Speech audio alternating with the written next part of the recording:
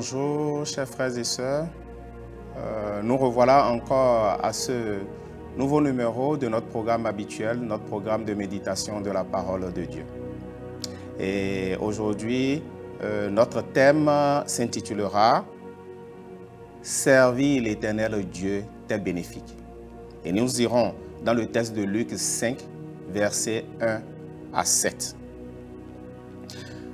Comme Jésus se trouvait auprès du lac de Génézareth et que la foule se pressait autour de lui pour entendre la parole de Dieu, il vit au bord du lac 2 barques, d'où les pêcheurs étaient descendus pour laver leurs filets. Il monta dans l'une de ces barques, qui était à Simon, et il le pria de s'éloigner un peu de terre. Puis il s'assit, et de la barque, il enseignait la foule. Lorsqu'il eut cessé de parler, il dit à Simon, « Avance en pleine eau, et jetez vos filets pour pêcher. » Simon lui répondit, « Maître, nous avons travaillé toute la nuit, sans rien prendre.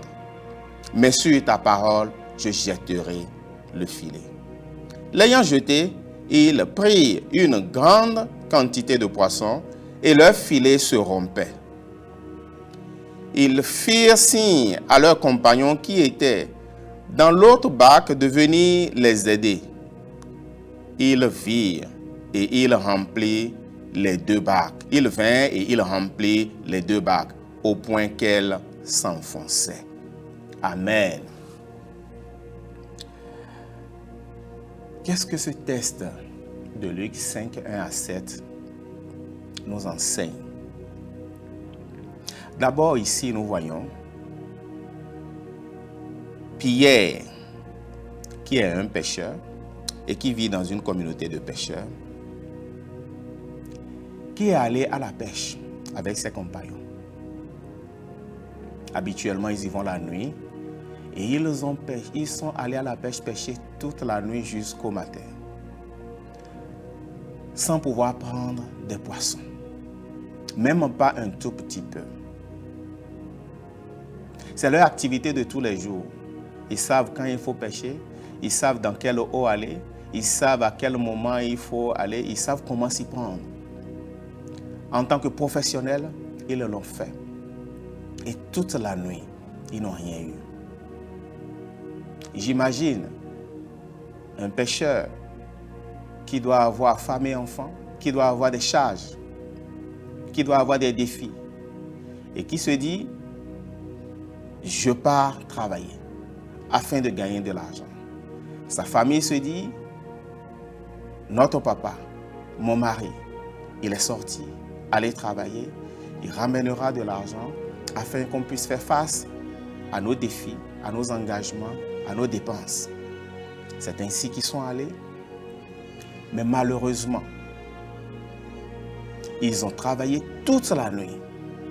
Comme ça arrive dans la vie de beaucoup d'entre nous. Beaucoup vont au marché pendant des jours, toute une journée, toute une semaine, tout un mois, sans rien vendre. Pendant que les dépenses s'augmentent, les dépenses s'amplifient. Certains sont dans des affaires, rien ne donne. Les activités ne marchent pas. Au moment où ils attendent beaucoup de ces activités, comme aujourd'hui où la rentrée s'approche et tout le monde est affairé, les parents sont affairés, ils font leur planification et à l'approche de la rentrée, aucune de ces planifications ne marche. J'imagine que c'est le cas aussi de ce pêcheur, de Simon, qui allait à la pêche et qui n'a rien trouvé. Alors le matin, sur la berge, comme d'habitude, à leur descente, ils lavent leur filet, ils arrangent leur filet afin de les préparer pour une autre séance de pêche. J'imagine leur état d'âme. Quand nous sommes face à ces défis aujourd'hui-là, où les choses ne marchent pas telles qu'on le souhaite, où on va à un rendez-vous, ou bien une commerçante, une vendeuse qui va toute la journée humer l'air à la boutique ou au marché, et rien ne donne. On revient fatigué. C'était le cas de Simon. Il devait être très fatigué. Non seulement lui, mais tous ses compagnons. Il devait être découragé parce qu'il espérait quelque chose de cette pêche. Et il savait qu'en vendant ces poissons qu'il allait pêcher, il allait en tirer quelque chose. Il devait être découragé. Mais qu'est-ce qui s'est passé? Dans sa fatigue, dans son découragement, dans cette humeur-là, parce qu'il devait avoir une mauvaise humeur. Et souvent, quand nous sommes parfois dans ces états-là, notre humeur se fait ressentir sur notre entourage. Un papa qui n'arrive pas à atteindre ses objectifs et qui rentre à la maison. Et voilà les enfants qui lui parlent d'une promesse, d'un cadeau qu'il devait leur faire. Il pourrait facilement déverser cette mauvaise humeur sur eux. Ou ces mamans qui s'approchent de papa qui lui dit qu'on a besoin de tel ou tel vivre à la maison. Pendant que lui a affronté toute cette journée, toute cette semaine sans rien, il pourrait déverser sa mauvaise humeur sur son entourage, sur sa femme, sur ses enfants, sur ses amis. Simon était dans cette humeur-là. Et qu'est-ce qui s'est passé? Le Seigneur était sur la berge. Le Seigneur était en train de faire son ministère. Il était en train d'enseigner la foule. Il était en train de libérer la parole de Dieu dans leur vie. La Bible dit que la foule s'agglutinait. La foule le pressait vers l'eau, sans le vouloir bien entendu. Alors qu'est-ce qu'il a fait? Il a vu les deux barques et il a demandé à Simon de lui accorder une place dans sa barque, afin qu'il rentre dans cette barque-là, qu'il soit face maintenant à la foule, qu'il n'ait plus la pression de la foule, et puis pour qu'il puisse faire son ministère, pour qu'il puisse les enseigner. Nous avons bien vu que Simon était fatigué, découragé, dans sa mauvaise humeur. Mais qu'est-ce qu'il a fait? Il a mis sa barque à disposition du Seigneur. Souvent, nous n'arrivons pas à faire cela. Dans notre découragement, dans notre mauvaise humeur, nous nous disons parfois, oh, ce n'est pas le moment de prier. Oh, moi, ce qui m'arrive actuellement, ce n'est pas une affaire de prière. Ce qui m'arrive actuellement, ce n'est pas une affaire de régler le problème d'autrui. Quand quelqu'un, dans nos défis, vient nous poser des problèmes, on lui dit, oh, tu ne sais pas ce que moi j'ai. Si tu savais ce que j'avais, tu ne serais pas en train de poser ce défi face à moi là. Ce que j'ai est plus grave que ceux dont tu me parles. Joseph n'a pas fait cela. Il était dans son propre défi, étant innocent en prison, mais il s'est mis à la disposition des deux prisonniers, les chansons et le panetier. Et cela a payé. Alors Simon a mis sa barque à la disposition du Seigneur, afin que le Seigneur puisse accomplir son ministère. Et qu'est-ce qui s'est passé? Quand le Seigneur a fini, il lui a dit, Simon, allons dans les eaux profondes. Allons en profondeur. Le Seigneur l'avait vu découragé. Le Seigneur l'avait vu fatigué. Le Seigneur avait vu son humeur. Mais il n'a pas fait cas de ça. Il lui a dit, mets ta barque à ma disposition. Et quand il a fini, il lui a dit, allons maintenant. Avance maintenant. Quittons la surface. Allons en eau profonde. Encore une fois. Encore une fois. Ce Simon a obéi. Encore une fois, il a laissé la parole de Dieu guider sa vie.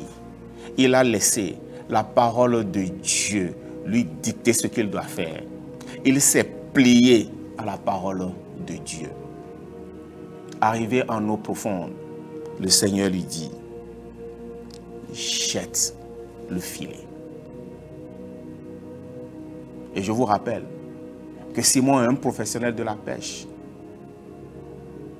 Et quelqu'un qui, si je peux le dire ainsi, qui, humainement parlant, n'était pas un pêcheur ni un professionnel, donne des instructions.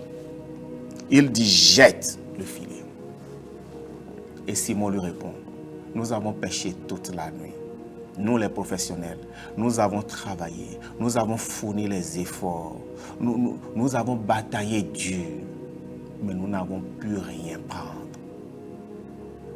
Mais puisque tu le dis, puisque c'est toi qui le dis, puisque je ne veux m'opposer à ce que tu dis, je jetterai le filet. Et il a jeté ce filet. Parfois, les choses de Dieu sont tellement banales que nous avons du mal à les appréhender ou à y greffer notre foi.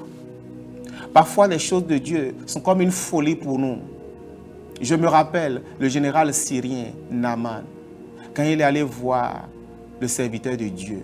Le serviteur de Dieu lui a dit, va te laver 7 fois dans le Jourdain. Il a dit, qu'est-ce que le Jourdain? Quelle valeur le Jourdain a? Je pensais qu'il allait agir, qu'il allait prier, qu'il allait faire telle chose et telle chose pour que je sois guéri. Mais au lieu de cela, il me dit tout simplement d'aller me baigner 7 fois et que je serai guéri. N'eût été l'insistance de ses serviteurs, il n'aurait pas eu sa guérison. Et donc le Seigneur a dit à Simon, jette le filet. Il a jeté le filet, par obéissance à la parole du Seigneur. Et qu'est-ce qui s'est passé? La pêche qu'il n'a jamais pu faire, la pêche qu'il n'a jamais imaginé faire, c'est cette pêche qu'il a fait. Les poissons étaient tellement nombreux, étaient tellement gros, qu'il ne pouvait même tirer le filet. Le filet se rompait. Juste pourquoi? Juste parce qu'il s'est mis au service du Seigneur.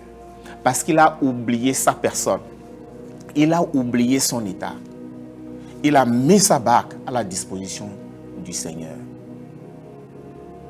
Il a écouté le Seigneur qui lui a dit, avance maintenant en eau profonde. Il a obéi à sa voix qui a dit, jette maintenant le filet. S'il n'avait pas servi le Seigneur, s'il n'avait pas participé, parce que lui-même, en mettant sa barque à la disposition du Seigneur, il a participé à édifier le peuple. Il a servi dans cette mission, dans ce ministère du Seigneur.